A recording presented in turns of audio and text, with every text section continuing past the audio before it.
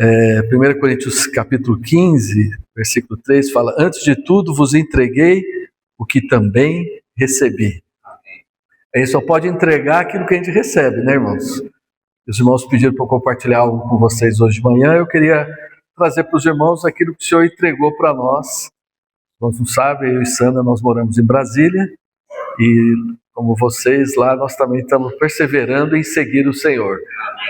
E o Senhor também tem nos suprido com a palavra dele.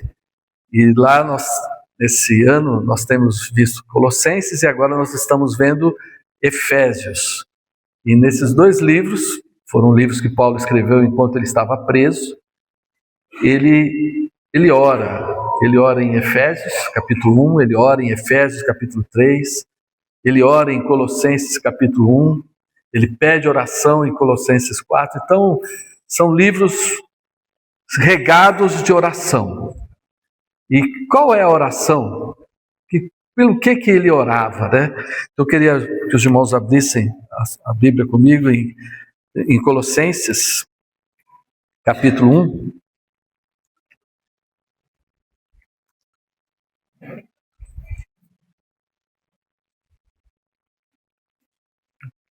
A partir do versículo 9 até o versículo 12. Vou ler, tá bom, irmãos? Fala assim: por essa razão, também nós, desde o dia em que o ouvimos, não cessamos de orar por vós e de pedir que transbordeis pleno conhecimento da sua vontade, em toda a sabedoria espiritual, a fim de viverdes de modo digno do Senhor, para o seu inteiro agrado, frutificando toda a boa obra e crescendo no pleno conhecimento de Deus, sendo fortalecidos com todo o poder, segundo a força da sua glória, em toda perseverança e longanimidade, com alegria, dando graças ao Pai, que vos fez idôneos a parte que vos cabe da herança dos santos na luz. Amém. Três palavras importantes para mim nesse texto: conhecimento da sua vontade, viver de modo digno do Senhor e frutificando em toda boa obra. Então, Paulo orava pelos irmãos em Colossos para que eles tivessem um pleno conhecimento da vontade de Deus.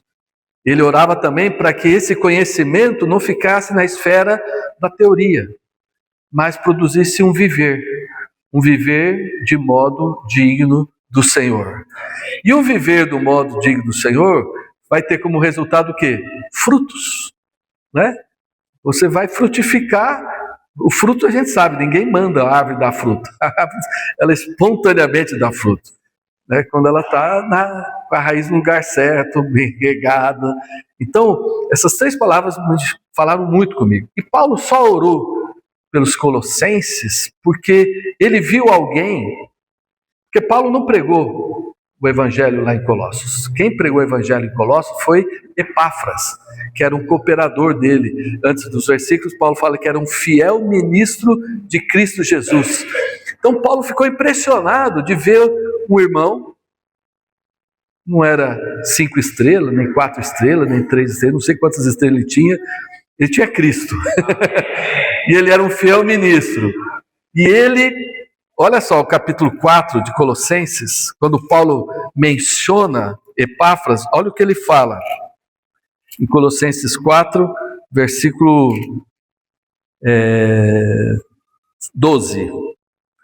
Nas saudações que ele dá, né, de vários irmãos ali, para os irmãos de Colossos, ele fala assim: saúda-vos Epáfras, que é dentre vós, servo de Cristo Jesus, o qual se esforça sobremaneira, continuamente, por vós nas orações, para que vos conserveis perfeitos e plenamente convictos em toda a vontade de Deus.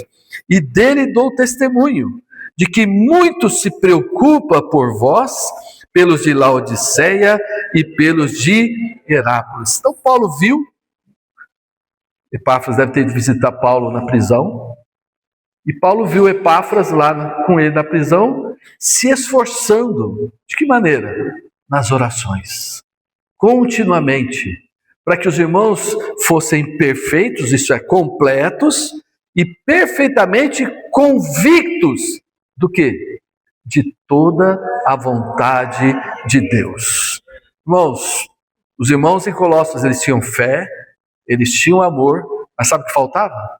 Convicção. Nós temos 3 grandes inimigos: Satanás, o mundo e a nossa carne. E esses 3 inimigos, eles operam para que nós não sejamos convictos. A gente pode até conhecer a vontade de Deus, mas ele vai vir com várias ondas, tentando nos abalar na nossa convicção. A nossa convicção de quem é Deus, de quem é Cristo, de quem é o Espírito Santo, do que é a igreja, do que é o resultado, o que é a vontade de Deus, o que Deus tem para nós, né? Então, essa convicção precisa estar forte em nós. Em Colossenses 2, resultado de ver Epáfras assim, Paulo fala assim também, em Colossenses 2:1. Gostaria, pois, que soubesseis com grande luta venho mantendo por vós, pelos laodicenses, e por quantos não me viram face a face. Olha só, para que o coração deles seja confortado e vinculado juntamente em amor, e eles tenham toda a riqueza da forte convicção do entendimento para compreenderem plenamente o mistério de Deus, Cristo, em quem todos os tesouros da sabedoria e do conhecimento estão ocultos. Assim digo, para que ninguém vos engane com raciocínios falar. Então, novamente, Paulo, eu me esforço por vocês. Eu não vi vocês, mas eu me esforço, como no caso de Paulo, foi nas orações e enviando as cartas, para que eles fossem o quê? Convictos da vontade de Deus. Irmãos, nós sabemos qual é a vontade de Deus. A vontade de Deus, o mistério da vontade de Deus na Bíblia, é Deus quer o quê? Encabeçar todas as coisas em Cristo, e Deus quer dar para Cristo o quê? Um corpo. Ele quer edificar o seu corpo, o corpo de Cristo, que é a igreja. Então nós sabemos que a vontade de Deus é o quê? É Cristo e a igreja, né? Que hoje são a realidade do reino dos céus na terra. Então o Senhor... Só que qual o problema? O problema é que nós estamos num mundo onde nós somos afligidos por muitas situações que nos distraem da vontade de Deus. Nós estamos estudando 1 Coríntios 15, né? Logo vocês vão ver que fala, se a nossa esperança em Cristo se resume apenas a esta vida, mas se você for perguntar para qualquer pessoa, não tem a esperança das pessoas, não é? Está nessa vida, né? Mas a nossa esperança não se resume a essa vida. Claro que o Senhor põe metas na nossa vida, né? Objetivos, é muito importante ter objetivos na vida humana, mas nós sabemos que a nossa esperança não está aqui não, porque aqui não é a nossa pátria, não é? Nós somos peregrinos aqui, irmãos. Né? A gente tem que sempre lembrar disso. Nós estamos só de passagem aqui, nossa pátria não... Eu lembro da experiência de um missionário, né, voltando para o país dele, depois de anos longe da casa dele, ele e a esposa. Então, quando eles chegaram de navio no porto, aí viu lá que tinha uma banda, né, tocando. Ele falou, puxa, os irmãos vieram nos receber com uma banda aqui. Estava lá e ele ficou todo animado. Quando ele foi descendo, ele viu que a banda não era para ele, era para um grupo que estava no barco. Aí ele ficou todo decepcionado, olhou para a esposa dele e falou assim, puxa, ninguém veio nos receber. Aí a esposa dele, graças a Deus pelas esposas, né? A esposa dele falou assim, calma, meu amor, nós não chegamos à nossa pátria ainda.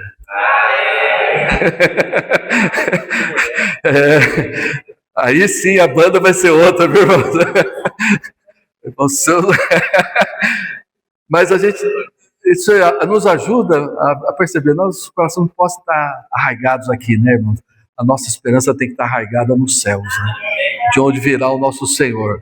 Mas enquanto estamos passando por aqui, nós passamos por muitas aflições, é uma verdade. Então, e isso abala às vezes a nossa convicção da vontade de Deus. Os irmãos, depois da conferência de jovens, devem ter visto muito sobre o livro de Jó aqui também, né? Eu acho que a experiência de Jó, ela é um conforto para todos nós, porque se teve alguém que foi abalado em todas as estruturas da vida humana, foi Jó, né? A questão dos bens, questão familiar, depois a própria saúde. Então, são coisas que abalam, muitas vezes, né? A gente passa por situações sem entender, situações que parecem ser injustas, né? E a gente fica sempre perguntando por quê, né?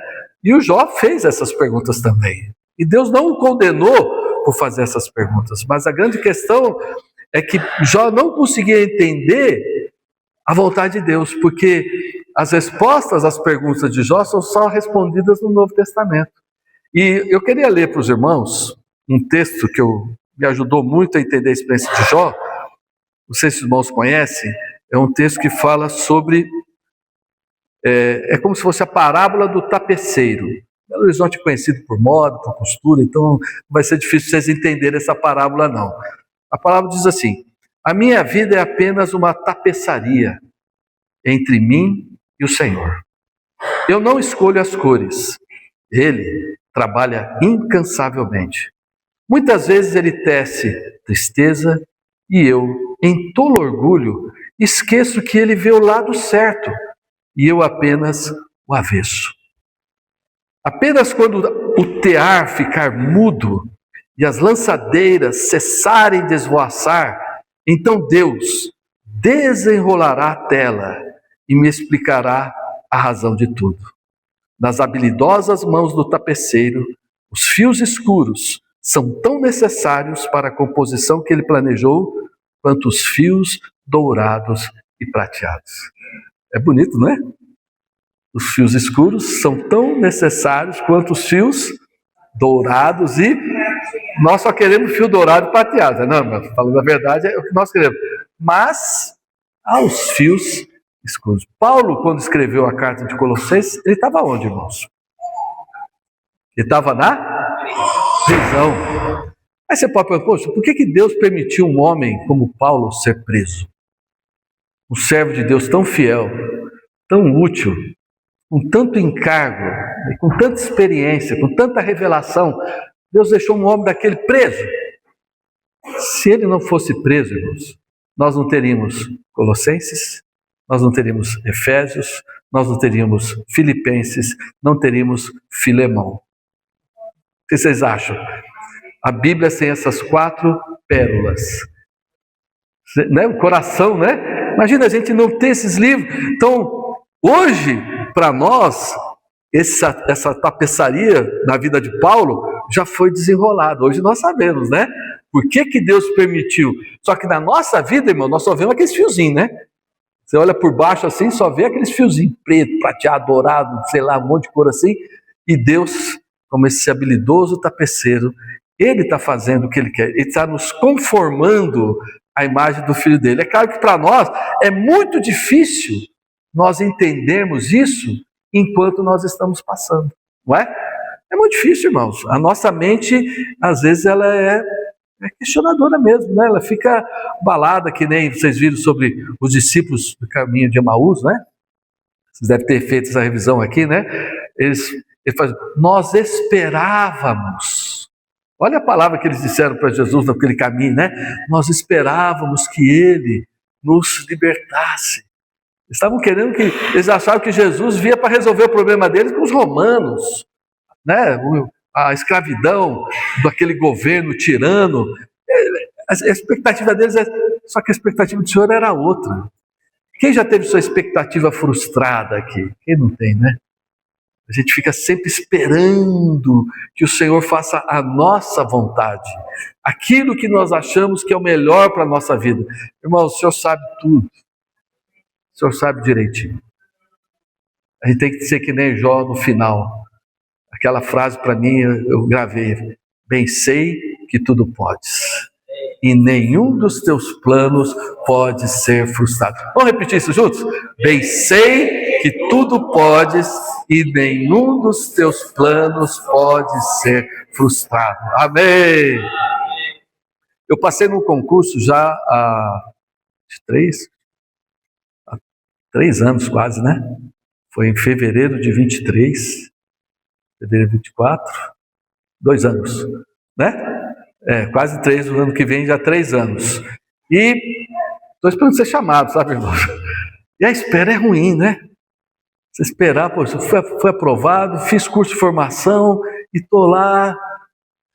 E aí, Senhor? Mas foi exatamente nesse momento que o Senhor nos levou a nos posicionar lá, a ter comunhão com vários irmãos, muitos irmãos preocupados, buscando oração, buscando comunhão, buscando entendimento do que está acontecendo e eu tendo tempo, né? Para poder o quê? Receber os irmãos, visitar os irmãos, ter comunhão com os irmãos, né? A gente começou um estudo bíblico, pessoas necessitadas, pessoas... E é interessante, irmãos, a gente...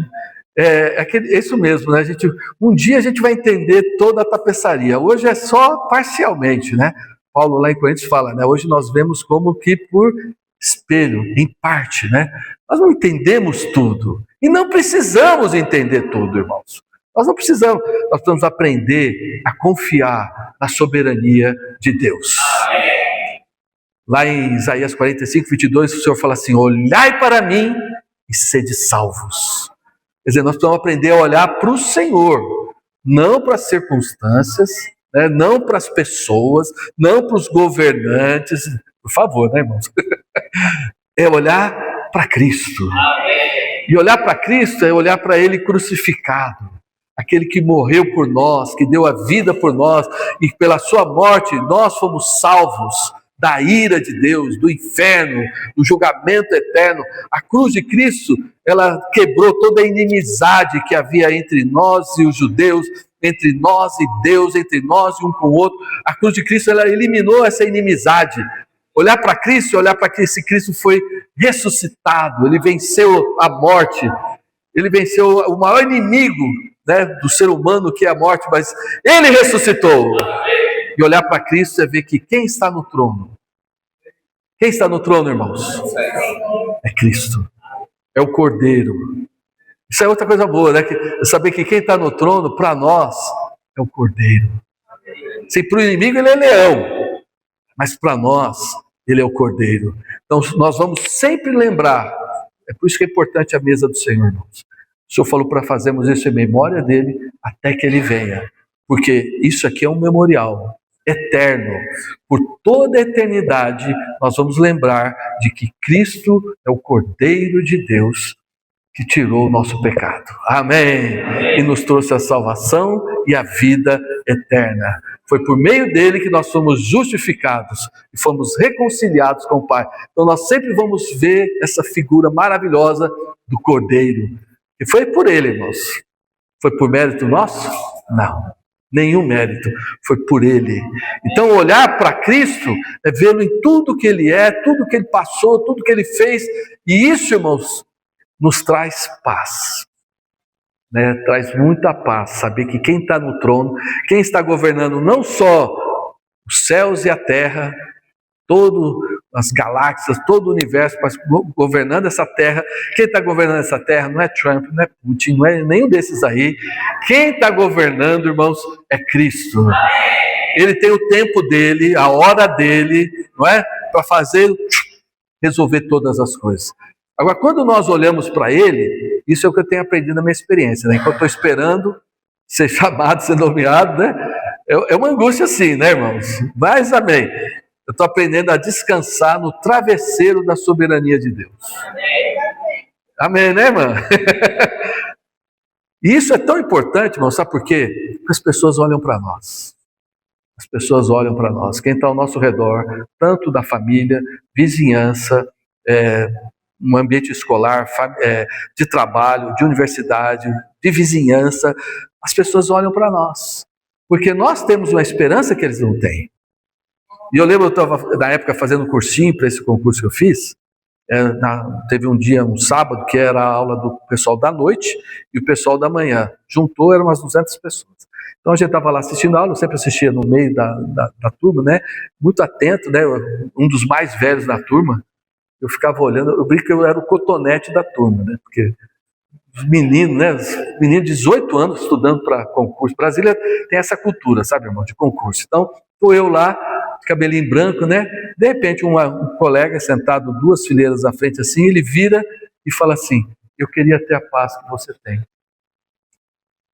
Falei nada, não fiz nada, só estava lá assistindo aula, irmãos. Assistindo aula, aí eu fiquei olhando para ele, falei, ué. Aí o Senhor me deu, aí eu fui lá e cutuquei ele atrás assim, né? Aí eu lembrei dessa música que nós cantamos hoje. Essa paz que eu sinto em minha alma, não é porque tudo me vai bem. Imagina eu com 60 anos na época, fazendo cursinho para passar em concurso. Imagina, irmãos, é porque tudo vai bem? Não, né? Aí eu falei, mas é porque eu tenho o meu Senhor. Sabe o que ele fez, irmãos? Ele fez assim. Ele baixou a cabeça. E as pessoas, irmãos, elas, assim, eu não sei o que ele viu, né? Mas ele viu que eu tinha paz. E qual que era a minha paz? Minha paz é saber que eu tenho o Senhor, e o Senhor sempre cuidou de nós.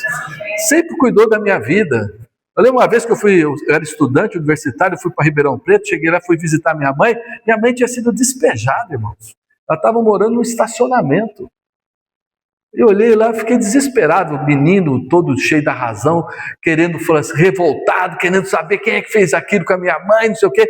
Minha mãe falou assim, calma, meu filho, Deus está cuidando de mim. Foi assim, né? Outras experiências. Uma vez eu estava na reunião, lá em Brasília, recebo uma ligação da minha mãe. Sim, meu filho, seu pai está correndo atrás de mim com um pau. A vontade que eu tinha era sair de Brasília e ir lá pegar meu pai e dar com o pau nele, né? Aí eu falei assim, sabe aquela respirada que você dá? Oh, Senhor, e agora? Eu falei, mãe, calma, Deus vai cuidar da senhora. Eu falei, pela fé, né? Aí depois eu liguei, e aí, mãe? Não, tudo certo, não aconteceu nada, estou bem. Eu falei, Senhor Jesus. Assim, a vida vai nos ensinando, irmãos, a confiar em Deus. A confiar que Deus está cuidando de nós. Deus tem a vontade dele. A vontade dele ela é o quê? Boa, perfeita e agradável. A vontade de Deus é perfeita, irmão. Então o Senhor nós vamos aprendendo, a que nem o salmista fala, aquieta-te, ó minha alma. Aquieta. Espera em Deus, pois ainda o louvarei, não é? A gente vai aprendendo a acalmar a nossa alma. A nossa alma ela é um furacão, né, irmãos? Impressionante. Acho que a alma de todo mundo ela é bipolar, não sei porquê. Ela é assim, ela está bem, está ruim, e graças a Deus, pelo Espírito Santo, a gente vai aprendendo a acalmar nossa alma, a olhar para o Senhor, a saber que Deus tem uma vontade. E essa vontade, nós precisamos ter essa plena convicção. Para quê? E essa convicção deve gerar em nós um viver de modo digno do Senhor. As pessoas, sim, elas dão importância ao que nós falamos, mas elas querem ver o nosso viver. É impressionante como as pessoas, elas ficam nos escaneando, irmãos, né? Escaneando. E qual que é o viver digno do modo Senhor? Né? Em Colossenses, Paulo não detalha, mas em Efésios ele detalha. Ele fala com toda humildade. Não é? Porque o ser humano é orgulhoso, né? Eu sempre ouvi disso, que o homem, se for colocar uma lâmina, né, de gilete no chão e ele ficar em cima, ele já se sente todo poderoso. Não, é uma lâmina. Porque o ser humano ele é orgulhoso. Nós temos essa natureza caída que se orgulha por qualquer coisa. Então, Paulo fala assim, com toda humildade. O que é humildade? É ser mais baixo. Aí você fala, mas nós em nós mesmos não temos. Não temos mesmo não, irmãos. Nós precisamos de Cristo. Porque Ele se humilhou. Sendo Deus, sem pecado, né? Sem nenhum erro, Ele se humilhou. E lá em Filipenses fala para nós termos o mesmo sentimento que houve em Cristo Jesus. Né? Puxa, é difícil a gente se humilhar, irmãos, não é? Mas peça para Deus: Deus, me dá a graça. Eu quero viver com toda humildade. E segundo é mansidão. O que é ser manso? O leão é manso, irmãos? Manso é... O porco é manso? Manso, um cordeiro é manso. O que é manso? O cordeiro, quando ele vai ser imolado, ele não grita, ele não esperneia, ele não murmura, ele se submete. Nós somos assim, irmãos? Né? A gente... Nossa, quando o Senhor coloca a gente na situação assim, a gente esperneia, né? Mas o Senhor, por isso que o Senhor lá em Mateus 11, ele fala: aprendei de mim, que sou manso e humilde e achareis descanso para as vossas. O Senhor, Ele é. Então, quando Paulo fala para o nosso viver ser de modo digno, em outras palavras, ele está falando assim: vocês precisam viver Cristo. Vocês precisam ver que vocês precisam de Cristo. Sem Cristo vocês não vão conseguir. Não vão mesmo, não. Esposa não vai conseguir, marido não vai conseguir. Você vai tentar, mas sempre vai surgir uma situação que você vai explodir. Sempre vai surgir uma situação que você vai se orgulhar, não é? Mas Cristo, Ele tem isso nele. Ele se humilhou. E Ele é manso. Ele não abriu a sua boca, não é? Lá em Coríntios mesmo fala assim que ele foi morto em fraqueza. Claro, se ele quisesse, ele mandava legiões de anjos, né, resolver o problema dele, mas ele se deixou levar por causa da vontade do Pai. Ele foi manso. Então, humildade, mansidão, qual que é a outra? Longanimidade. Longanimidade, irmãos, é uma palavra que está sempre relacionada ao nosso convívio com pessoas difíceis. Vocês conhecem pessoas difíceis? já olhou no espelho? Já? Né? É só olhar para o espelho. Só não conheço ninguém difícil. Você não tem olhado no espelho. Mas, irmãos, a diferença entre perseverança e longanimidade. Perseverança é com as circunstâncias difíceis. Ninguém fala para alguém que ganhou na Mega Sena: persevera. Não tem sentido, né? Agora, a pessoa que perdeu o emprego, foi humilhada, não sei o que, está sendo perseguida, você fala: não, persevera, porque as circunstâncias são difíceis, então exige o quê? Perseverança, né? Um atleta, é tudo o contrário, ele tem que ali vencer um monte de coisa, né? Perseverar é com as circunstâncias. Agora, longanimidade, viver de modo digno, com longanimidade, é você ter paciência com as pessoas que são difíceis. E nós somos odiados, irmãos. Não é? O Senhor escolheu como 12. O Senhor realmente é um modelo. Tudo que o Senhor pede para nós, Ele fez, irmãos. O Senhor nunca pede para nós algo que Ele não viveu. Então o Senhor com aqueles 12, imagina conviver com aqueles 12. Não é? Ele não teve... E conosco, não é? Lá em 2 Pedro, né? Fala que Deus não retarda a sua vinda, antes Ele é longânimo para com quem? Para conosco. Não querendo que nenhum de nós pereça, mas que todos cheguemos ao arrependimento. O Senhor tem sido longânimo. Paulo também, lá em 1 Timóteo, ele fala que Deus quis mostrar a suprema longanimidade dele para com Paulo. E Paulo, se Deus quisesse, fazia nele, né? Mas Deus esperou até chamá-lo no momento certo, e aí ele se tornou um modelo para todos que creem no Senhor Jesus, né? Quando ele olha para Paulo, fala: se o Senhor pôde salvar Paulo, o Senhor também pode me salvar. Se o Senhor pode usar Paulo, o Senhor também pode me usar. Não é? Porque ele era blasfemo, insolente e perseguidor da igreja. Não é? Então, o Senhor exerceu uma longanimidade como Paulo. Então ele falou assim: o viver de modo digno é com toda humildade, mansidão, longanimidade e suportando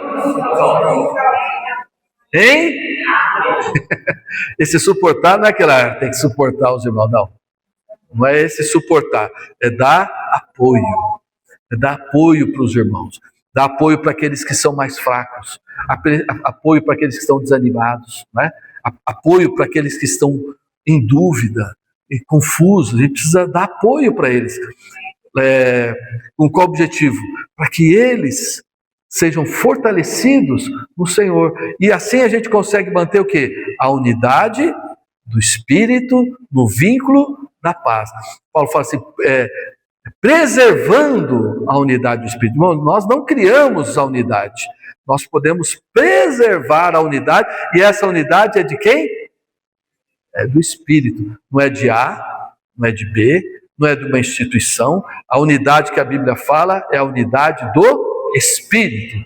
E ela é no vínculo da paz. Quer dizer, rompendo toda a esfera de inimizade, né? Na nossa casa, com os irmãos, onde a gente está. Nós somos filhos de Deus, nós somos chamados para sermos pacificadores, não é? Então, graças ao Senhor, irmão. Então, esse viver de modo digno, por fim, a consequência dele é o quê? É frutificar. Frutificar. E uma coisa que me impressionou em Colossenses, é quando Paulo, no final, estou terminando, no final de Colossenses, capítulo 4, Paulo fala assim, versículo 2 até o 6, ele fala assim, perseverai na oração, vigiando com ações de graça, suplicai ao mesmo tempo também por nós, para que Deus nos abra a porta da prisão. É isso que ele escreveu? Para que Deus nos abra a porta, a fim de falarmos do mistério de Cristo, pelo que também estou algemado, para que eu o manifeste como devo fazer. Portai-vos com sabedoria para os que são de fora. Aproveitai as oportunidades.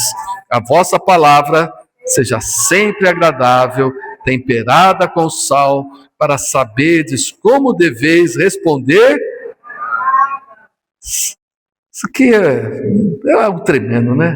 Um homem preso fala para os irmãos, perseverem na oração. Aí sim, porque, irmãos sabem, a gente tem disposição para tudo, mas para orar, como é difícil, não é? Para nos juntarmos para orar, então precisa perseverança, porque vai vir vento contrário, né? Vai vir dor de cabeça, vai vir problema no carro, vai faltar gasolina, o trânsito vai estar tudo assim. Nós precisamos perseverar. Perseverar em quê? Na oração. Porque, irmãos, nós não temos força não. Né? Nós não somos desse mundo, esse mundo jaz no maligno, tudo aqui nesse mundo é contra a vontade de Deus. Então Paulo fala, nós precisamos perseverar na oração. E graças ao Senhor, os irmãos aqui têm perseverado na oração.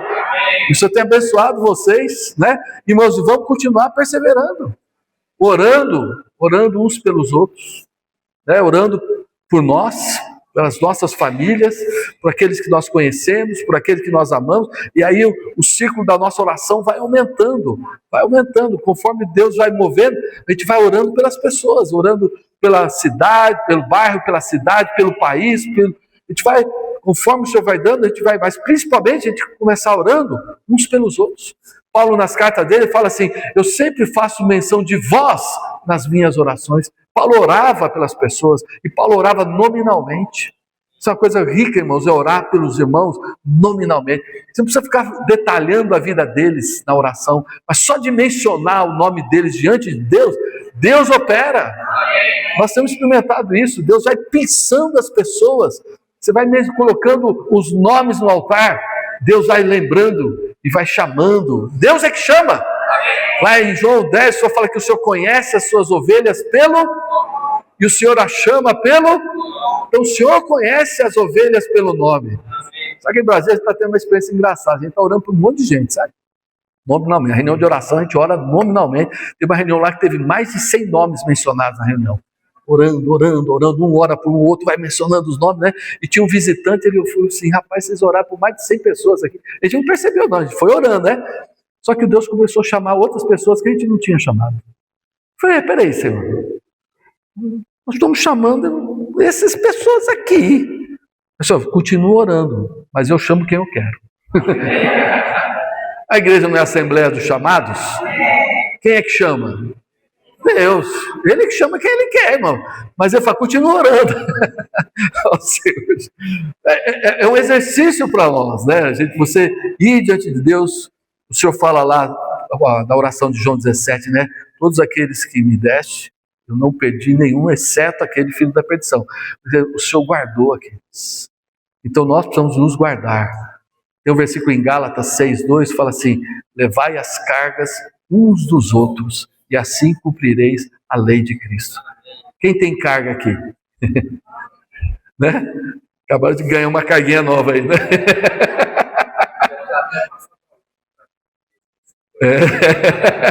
Porque elevar as cargas uns dos outros. Quando a gente reúne para orar, irmãos, orar uns pelos outros, é porque todos nós temos peso. E peso que às vezes nós não conseguimos suportar. Tem aquela oração que nós fazemos individualmente e ficamos em paz. Mas tem situações que a gente ora e aí parece que ainda o coração aperta.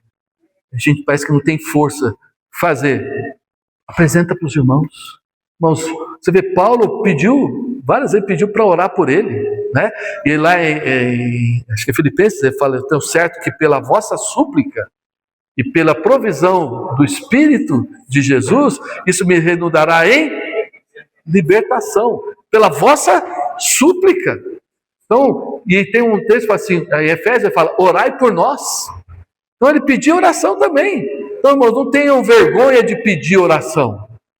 Você não está conseguindo levar carga? Apresenta para os irmãos. E os irmãos, na reunião de oração, eles vão orar.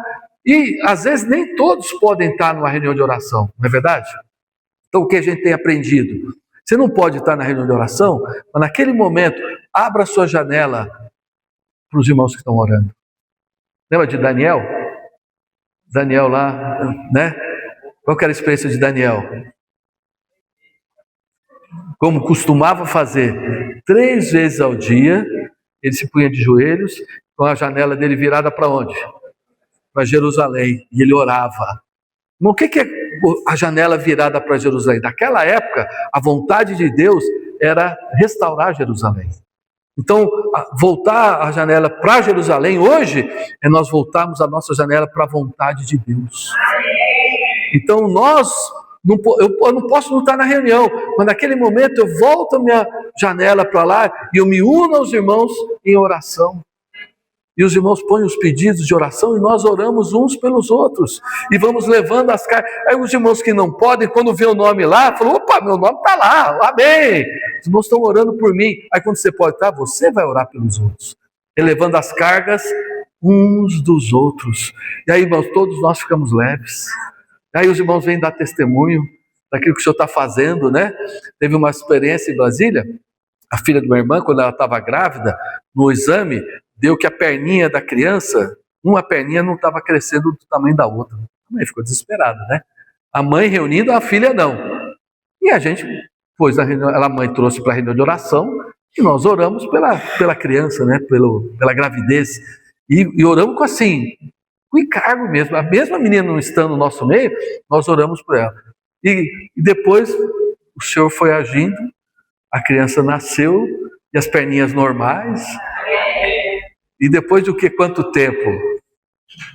Acho que mais de, deixa eu ver, a gente está na escola, tem 8 meses, né? Por aí. Uns 8 meses depois, ela apareceu na reunião para agradecer ao Senhor. Sim, você vê, ela não estava na reunião, mas ela soube que nós oramos por ela e pela aflição dela, pela gravidez dela, e o Senhor ouviu a oração, nossa humilde oração, o Senhor atendeu e a criança nasceu normal. Então, irmãos, essa questão de levar as cargas uns dos outros é importante. Paulo fala assim, perseverai na oração, vigiando com ações de graça. Esse vigiar com ações de graça, o que é a palavra vigiar? Você tem que estar atento, porque querendo ou não, a gente esquece que nós estamos orando para um Deus que tudo pode. A nossa oração às vezes carece de fé, não é? E como você sabe que sua oração tem fé? Quando você dá graças. Uma vez o irmão me deu esse exemplo, ele falou assim, dar graças é que você tem toda a instalação pronta, elétrica, está tudo pronto, lâmpadas, fiação, tudo. O que é dar graças? É você ir lá no interruptor e falar assim, eu creio. O dar graças é a prova que você crê, que a oração não está mais nas tuas mãos, mas estão agora no Senhor. Você entregou. E você só vai dar graça porque você sabe que não, né? Porque enquanto está com a gente, ansiedade, aflição, dúvida, né? Mas quando você dá graças, significa, Senhor, não está mais nas minhas mãos. Então a gente tem que vigiar, né? Porque a nossa mente nos trai muito, né? Aí ele fala, suplicai ao mesmo tempo também por nós, para que Deus nos abra a porta a... Irmão, isso não é maravilhoso? Um homem preso, não é? Injustamente, pediu para os irmãos orarem para que Deus não o libertar, abrisse porta da prisão, mas abrisse porta Ele estava querendo levar a palavra, irmãos. Irmão, nós às vezes estamos presos em muitas situações, mas o Senhor tem que nos dar a porta para a palavra. Você está no trabalho, está na escola, está na vizinhança, e tem que pedir, Senhor, nos abra a porta, a palavra. Irmão, quando você pede, o Senhor dá. O Senhor abre porta a palavra, irmãos. Ele é o maior interessado. O Senhor é o maior interessado, só que não é obra. E quando o Senhor abre a porta, você fala, foi o Senhor. A gente fez nós ganhamos de presente uma viagem agora, com uma família, um lugar muito difícil, sabe, irmãos? Lençóis Maranhenses, sabe? Foi um sofrimento que vocês não têm ideia. A paciente da Sandra deu de presente para nós uma viagem dessa. A gente ia falar, não, né? Só que nós pedimos para os irmãos, orem, para que o Senhor nos dê porta a palavra. Porque a pessoa que deu a viagem, ela é muito generosa, mas ela levou a família dela inteira. E ele falou, Senhor, nós estamos lá só para nos alegrar, desfrutar, é muito bom, sempre quisemos conhecer, né? Mas irmãos, como o Senhor é preciso, eram 26 pessoas da família, como é que você vai falar para todo mundo? Não é complicado, mas o Senhor foi dando oportunidade para um casal aqui, um casal ali, descobrimos que um deles estava desviado desde os 13 anos de idade, hoje está com 22, casado, e está tendo sonhos com Deus. E sonho com as coisas espirituais. Por que agora Deus está dando sonho? Aí fomos conversando com ele, já falando para ele das reuniões, falou, Deus está te chamando, rapaz, está na hora de voltar, né? Aí o outro começou a falar, ele falou assim, não, eu gosto das histórias da Bíblia. Começou a contar um monte de história da Bíblia, eu falei assim, que coisa, né? Assim, ficamos impressionados como uma pessoa que você aparentemente, né, nada, mas ele foi contando as histórias e falou, não é que ele leu a Bíblia? Ele lê. E fomos comentando a nossa experiência com Deus, né? Com outro casalzinho que estão para casar, né? Vão casar acho que o ano que vem, aí nós fomos contando a nossa experiência, né, do casamento, e eles foram abrindo o coração, a gente foi trazendo o evangelho, oramos por eles, e ele, né, foi assim, assim, o Senhor foi dando porta para a palavra. Mas se a gente não tivesse pedido, talvez falasse, não, a gente é bom, hein?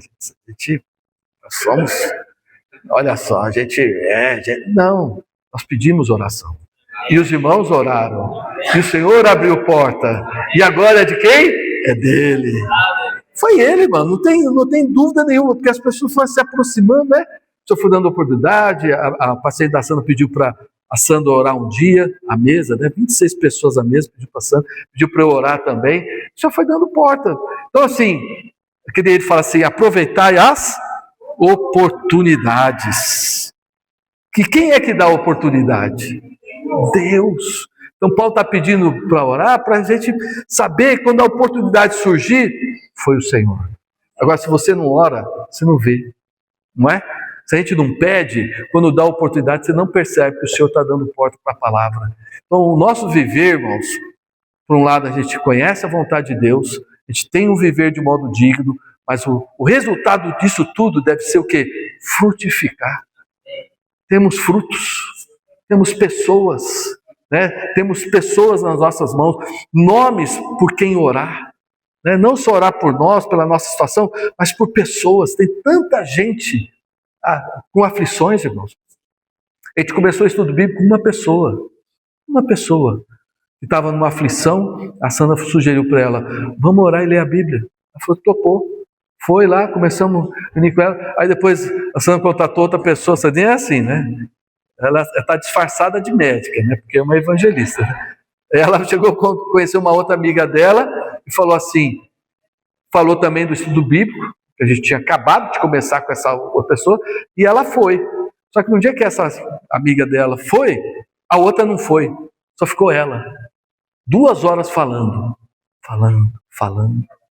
Ela falando, 2 horas ela falando. Quando acabou, ela falou, que reunião maravilhosa. As pessoas precisam de um espaço, de pessoas que ouvem, com amor, com atenção, né? Com paciência. E a gente aprendeu, sabe outra coisa, irmãos? Convide as pessoas para sua casa para comer. Comida mineira então, hein? Oh, quem vai negar, né? Convida para comer na casa. E depois na hora que tiver a mesa, irmãos, é uma experiência, a gente tem essa experiência também. A gente convida as pessoas, vizinhos, amigos ou parentes, assim, para comer. E quando as pessoas vêm, a gente faz a comida, prepara a comida, né? A gente sempre fala assim, nós temos o hábito de orar antes. Nós podemos orar? Você está na sua casa, você preparou a comida, você convidou as pessoas, você pergunta para elas, eu posso orar? O que você acha que elas vão falar? Claro, poxa, pode orar tranquilamente, né? As pessoas sinta-se em casa, né? Só que elas pensam que a gente só vai orar pela comida. Mas a gente ora por elas. Aí elas choram. É impressionante, irmãos. E isso é bíblico, a gente aprendeu, porque o Senhor lá em João 21, quando eles saíram, né, quando o Senhor teve a pesca lá, teve 2 milagres, né? Primeiro eles não pescaram nada, depois eles pescaram bastante, né? Foram 2 milagres, né? Não pescar nada e depois pescar. Quando eles chegaram lá, quando eles chegaram à beira da praia, o que tinha? Pão e o Senhor ainda trouxe, da brasa, e o Senhor ainda trouxe, mas olha o que a Bíblia fala, depois de terem comido, disse Jesus a Pedro. Olha só a sequência. O Senhor se preocupou com a humanidade primeiro. Cuidou deles, cuidou do estômago deles. Passaram a noite pescando. Irmão. Barriga vazia para pescador deve ser ruim demais, né? E frustrados demais, né?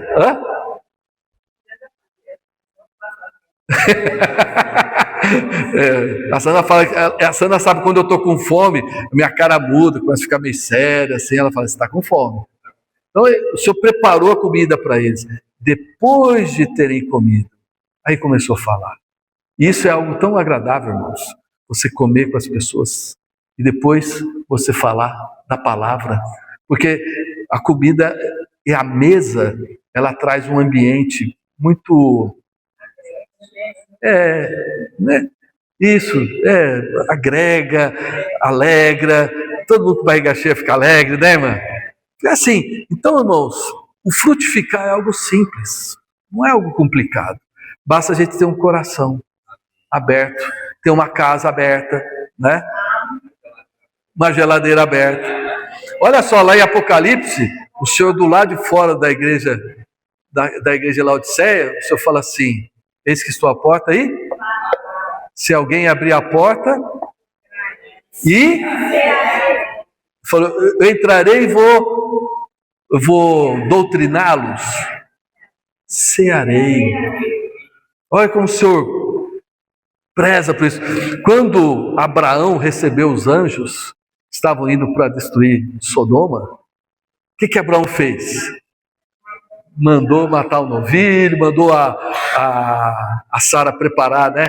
Acho que uma coalhada, levou, não foi assim, não caiu do céu não, né, irmão? Foram eles que prepararam, né? E eles comeram. Depois disso, os 2 anjos foram e o Senhor ficou. E aí que foi aquela conversa do Senhor com Abraão, não é? Aquele bate-papo agradável, mas todo mundo já tinha comido, estava todo mundo ali feliz. Irmãos, olha só como que um viver normal, ele gera frutos. Mas tudo começa com oração. É muito difícil, irmão, a gente frutificar se a gente não tem uma vida de oração. A gente não orar pelas pessoas, não colocar nomes diante de Deus. E Deus vai trazendo as pessoas, vai. E é impressionante como o Senhor vai aproximando as pessoas e vai. Hoje o estudo bíblico a gente já tem 16 pessoas participando do estudo bíblico, começou com uma. Ele não está preocupado que você tem uma, 10. É o momento ali de juntos comermos e depois a gente abre a Bíblia e começa a falar da palavra. E as pessoas têm sede da palavra, irmãos. Têm sede de conhecer. E o Senhor tem nos dado muito, né? E quanto mais a gente flui, mais parece que o Senhor vai dando mais, vai renovando, né? Quanto mais a gente não é um mar morto que só recebe e não flui. Ele precisa fluir, irmãos. E quanto mais você flui, mais água nova vai virar. Então, o que eu tenho ganhado nisso é convicto da vontade de Deus. Preciso ser convicto, preciso estar claro. Independente do que está acontecendo, saber, Deus tem uma vontade e Deus, que nem Jó falou, eu sei que tudo podes e nenhum dos teus planos pode ser frustrado. Pode acontecer o que for, Deus vai cumprir o plano dele. A vontade dele vai ser feita na nossa vida como ela é feita nos céus. Segundo, ter um viver de modo digno. E o terceiro é frutificar. Temos pessoas com frutos. Isso traz alegria, irmãos, né? Vocês estão alegres com o novo frutinho? Né? Não só vocês, os avós, né? Todo mundo fica alegre, chega sangue novo na casa, né? É problema novo também. Noite sem dormir, mas assim, ó, um sorriso. Então, irmãos, mas o Senhor nos dê pessoas também. Pessoas, não ficamos preocupados. O Senhor tem gente nessa cidade. Gente que está precisando de oração. Gente que está precisando da palavra. Comece a orar pelas pessoas. Nominalmente. E Deus vai aproximar. Amém? Amém. Jesus é o Senhor. Amém. Isso é o que eu recebi, eu quero deixar com os irmãos. Que Deus abençoe vocês. Continuamos perseverando. Amém? Então a gente ficar em pé um pouco, orar em pequenos grupos. Amém.